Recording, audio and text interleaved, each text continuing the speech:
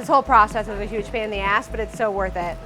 It's 5:30 now. We're opening in 2 hours at 7:30. This is our maple sausage croissant. We get sage maple breakfast sausage made for us. Once I have all these gaps filled, we're gonna roll it up and then cut it. Like the traditional spiral shape, I honestly think it's one of the hardest shapes because when you're moving the dough around and there's a tendency to stretch the dough, and when that happens, that means like you're gonna have inconsistent sizes. We're egg washing and it gets topped with lots of fresh sage that we then gets crispy in the oven. And then when it comes out of the oven, we're gonna brush with maple syrup. It's just like the perfect salty sweet bite. The like epitome of your brunch plate.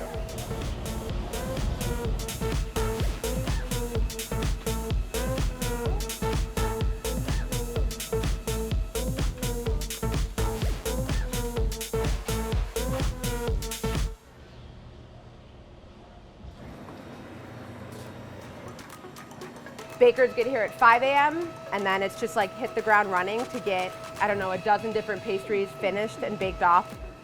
It's a push, but it's fun. Making sure we're clean and organized and ready for usually the line that has been forming earlier and earlier every day. So we're filling our apple brown butter croissants. Apple croissant is our seasonal croissant right now. We'd make like a very dark brown butter custard and then we top with thinly sliced apples. Before we even opened radio, we knew that we wanted to do very distinct seasonal special croissants. The seasonal pastries are extremely popular. I guess you could say like limited time or like people just love something that is very in season. Most bakeries finish their pastries with a store-bought nappage, which is water and pectin typically, but we make our own. It seals in, makes sure the apples aren't dry, and makes it taste like fresh apple, like right off the tree. So we're opening in 5 minutes. It's go time. We have people starting to line up outside. It's about to get real busy real quick. Typically, on any given day, we're mixing 12 pitons worth of croissant dough. So this is our pre-ferment. This is gonna give it a lot of flavor. And then she's also gonna put in our croissant trimmings, yeast, milk. There's a lot of ice in here because it's a fairly long mix and we really wanna make sure that this dough stays cold. Maybe the most important part of this croissant dough is we use Small Valley milling bread flour. The special patent flour is necessary because it's high protein and that's what gives the croissant its big burst in the oven. Kelly's busy with something, so I'm stepping in with croissant dough with Valerie. So we're weighing out 5.4 kilo pieces. We're just gonna try to shape these into like kind of a rectangular log. And once that happens, Valerie's gonna press them down and roll them out and get them on sheet trays. We want it to be nice and flat and even for the laminator. Jackie, my head baker, been with me since Rolo's. She's like the yin to my yang.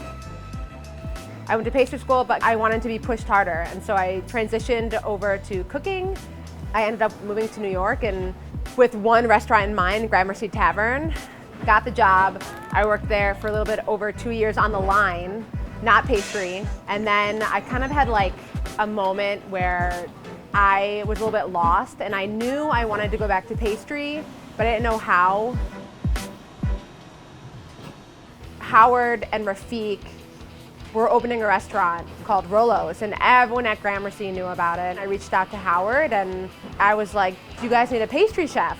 He brought me in to talk. They had no idea that I could do pastry. And they kind of took a gamble on me and hired me to be the pastry chef of Rolo's, and it blew up and I loved it. I remember sitting in the car with Rafiq and him turning to me and being like, do you want to open a bakery with us?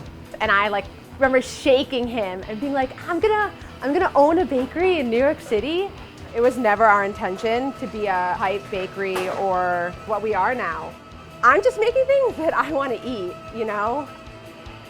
From that point on, it was like hit the ground running. We're gonna start laminating croissants. So we get this butter from France.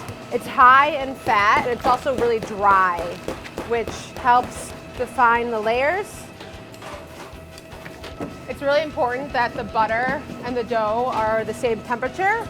If the butter is too cold, it'll crack. If it's too warm, it'll melt out. Every bakery gets offcuts, which is these, and we save them and age them, and that's what we use as a pre-ferment in our croissant dough. The offcuts of like our round croissants, those get turned into cinnamon rolls. Okay, so that's it. That's my first block. They're all going in the freezer. They'll relax for about an hour, hour and a half, 2 hours, and then we will shape them as the day goes on. So it's a little after 10. It looks like we're about to be sold out of lunch focaccias, which is not ideal. The sandwich team is in full-blown sandwich mode. Normally I can be waiting in line for up to an hour and a half. I would say that in the past I've been in line for like 10 minutes, 15 minutes, maybe like half an hour sometimes if I really want that croissant. We have told people that like if you want this pastry, be here at 7:30 so you won't be disappointed. I heard about Radio Bakery through my girlfriend, and she told me that she found it on TikTok. Yeah, so I never expected us to become viral. If I had to choose one pastry that probably really blew us up, it would probably be the tomato croissant that we made this summer. People are still asking if we have the tomato croissant, and sadly, you know, it's a seasonal special, and hopefully we'll have it next year. I mean, we opened this bakery with like a team of less than 10 people last year. We just like continually keep getting busier. Do you want any pastries today? Yeah. Val is getting started on our focaccia mix. This is the focaccia that I was making when we first opened Rolo's. We use the same dough for the Strato and the focaccia because one, it's such a small space, and this dough is just like delicious.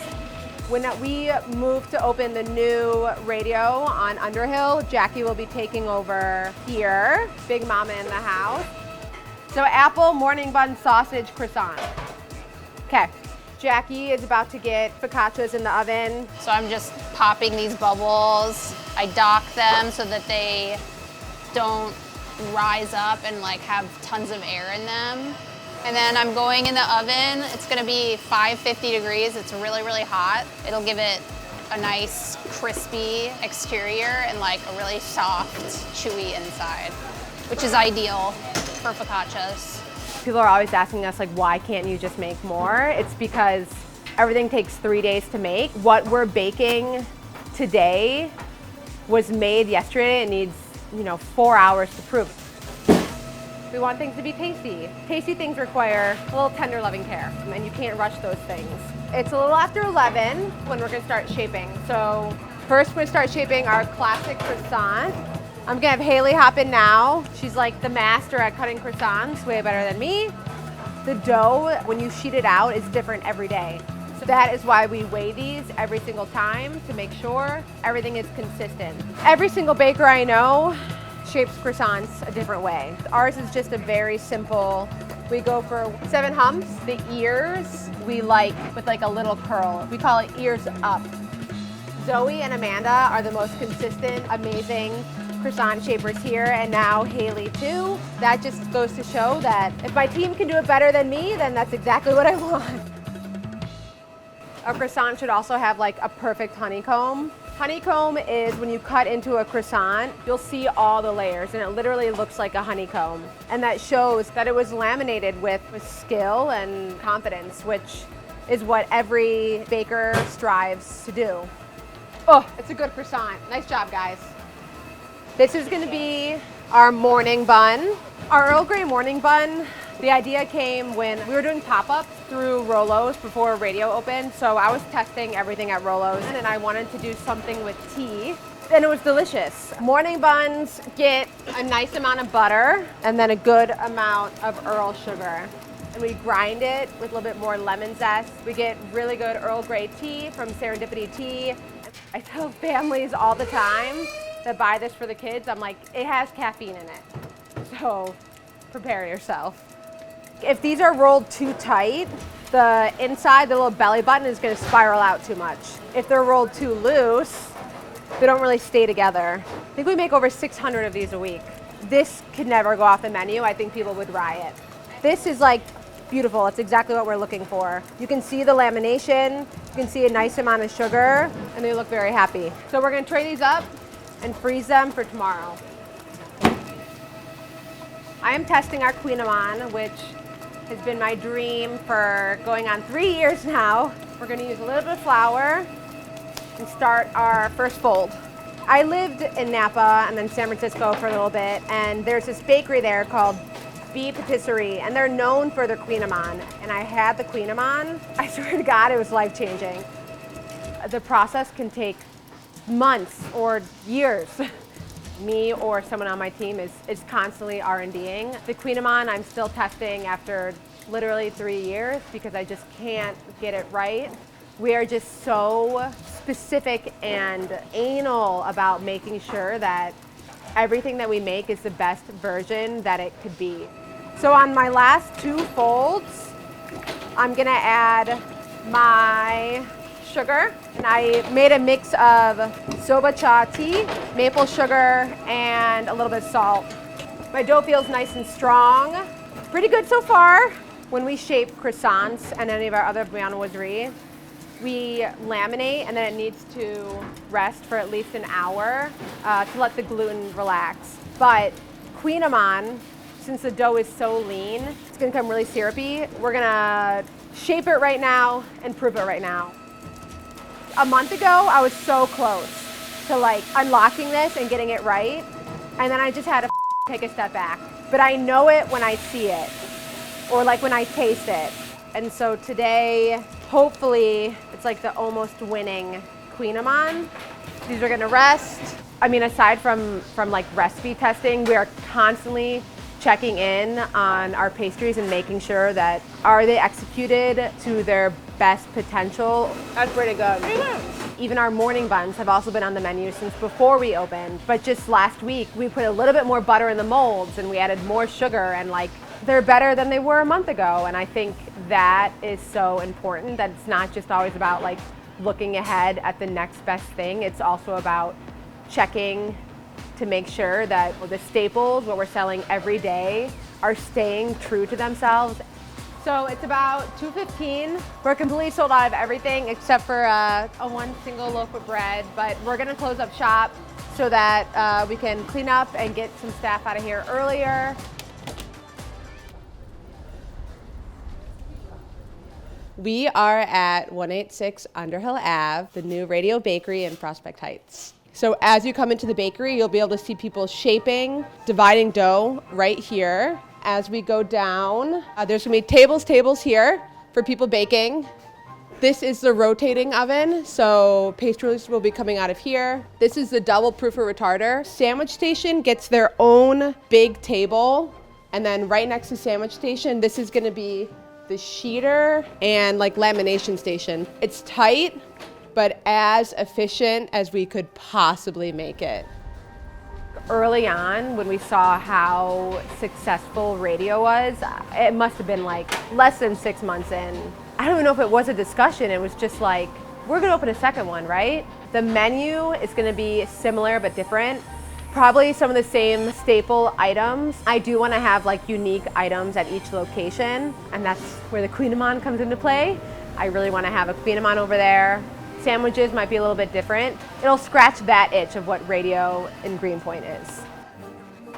We saw the potential for what radio is, and not just as like a money machine, but as a place for me to teach and inspire and grow staff. Radio just keeps growing, and with that comes the want and the need to train people and to grow and mentor individuals. Pastry chefs are a dying breed. Restaurants can't afford pastry chefs. That is kind of like what radio was trying to do, is bring in people that want to learn, but also people that want to grow. There's a reason I love being on the line, because it's like that momentum that keeps you going. You get in like that trance of like dancing around each other and just like constantly pushing to do more, to be better. I love it. I wouldn't have it any other way.